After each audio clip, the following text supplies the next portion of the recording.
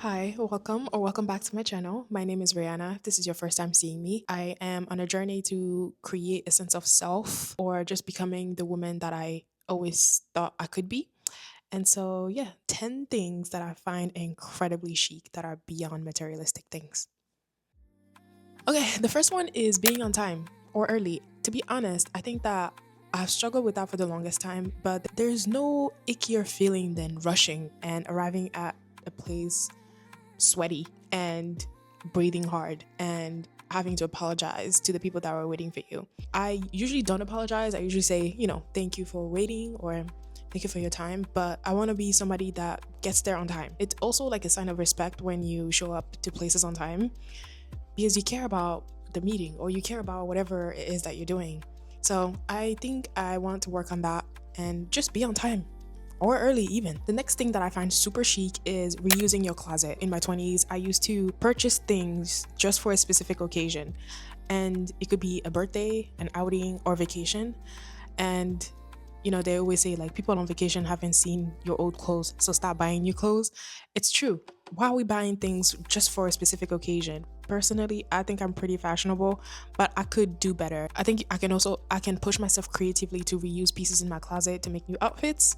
And I think that's incredibly chic. Next thing I would say is having short nails. Short, whether it's painted or non-painted nails, it just gives clean to me. Could be like the germaphobe in me, but every single time I see long nails, I just think of the dirt and the debris that gets trapped underneath long nails, and it makes my skin crawl. I think having short nails, whether you paint them or not, cut them every 2 weeks or so is incredibly chic. Let's not even talk about the fact that doing your nails is so expensive nowadays. How do people afford this? Genuinely, how?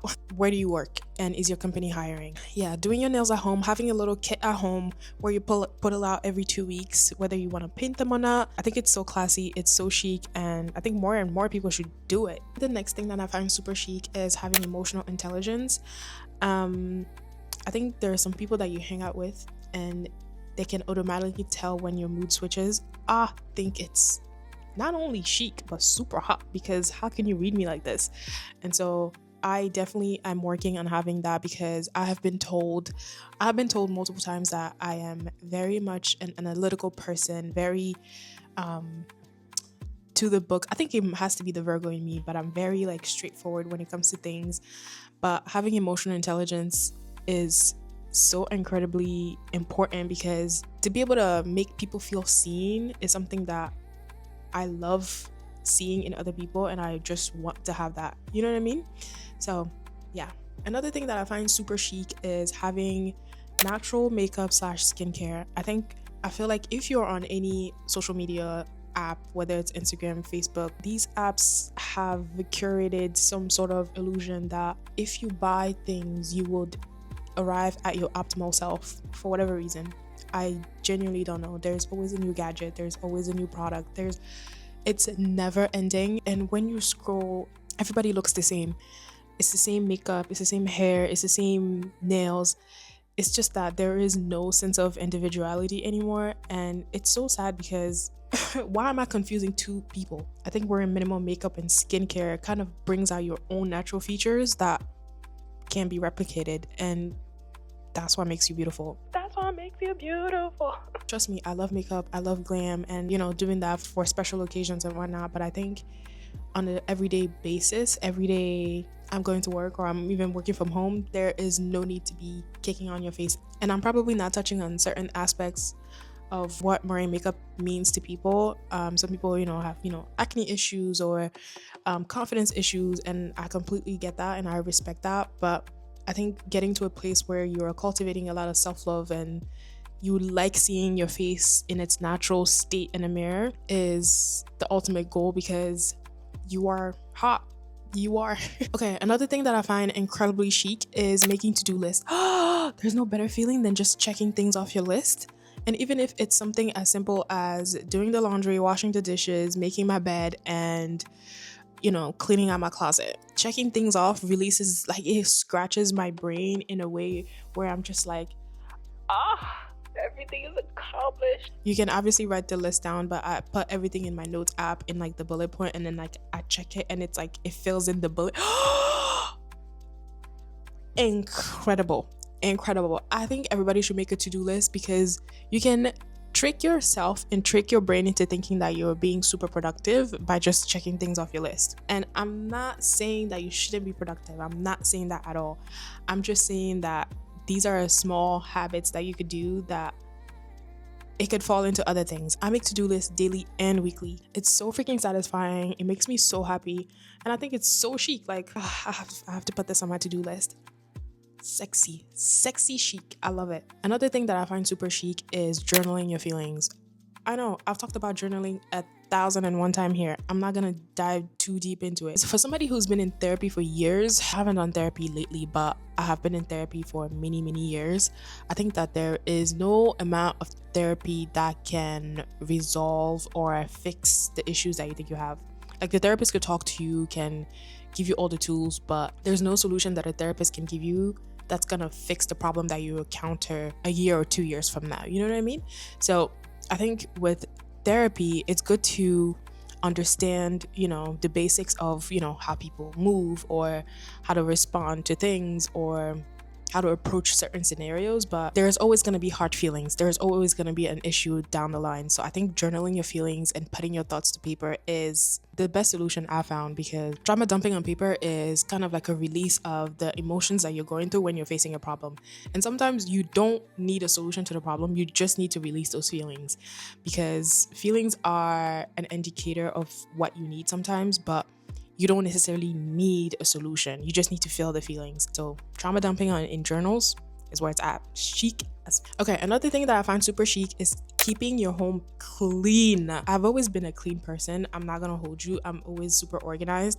But the best hack that I found to keep my home super clean is to have a home for every single object. Everything has a home. I know where these glasses go when I'm done. I know where this camera goes when I'm done recording. I know where my tripod goes when I'm done. Vacuum every day. If you eat in your living room, vacuum every day. And you don't need to vacuum your entire home. You could just vacuum the area that you sat at where you were eating. I think it's so easy to clean small amounts every day than to have to do a big, deep clean that you're dreading because it's so overwhelming. You know what I mean? So yeah, keeping my home clean every day, smelling good, looking good, is super chic. And also, let's say you were having uninvited guests for whatever reason, not uninvited, but like surprise guests. If somebody hits you up and be like, oh my God, I'm in the area, can I pull up on you?